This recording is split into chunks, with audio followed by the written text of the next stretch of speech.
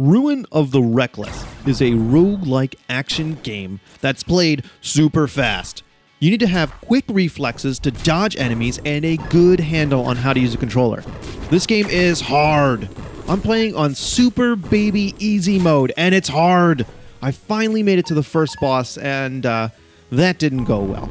A difficult game was expected, but this is on a whole other level.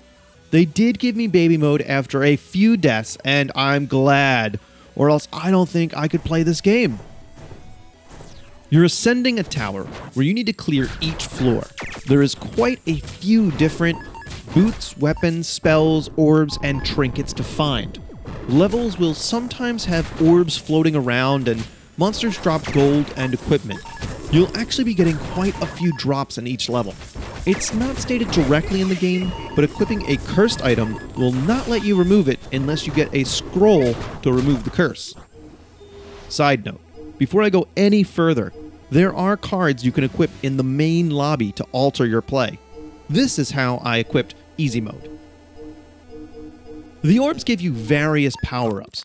Think of things like extra health, pets, and more powerful attacks.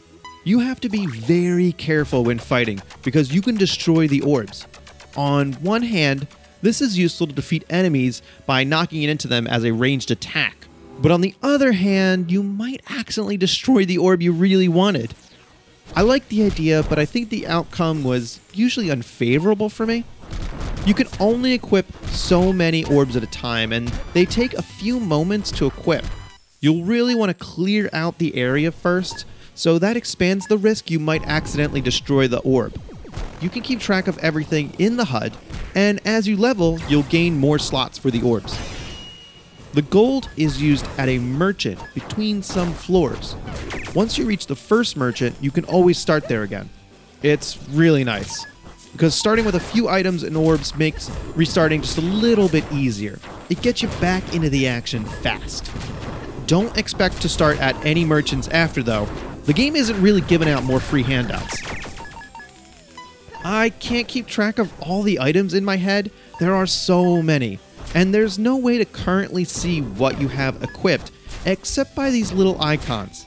It's not that helpful. So you better read the text that flashes up on the screen when you pick up an item and have a good memory. If I sound kind of annoyed, it's because I am.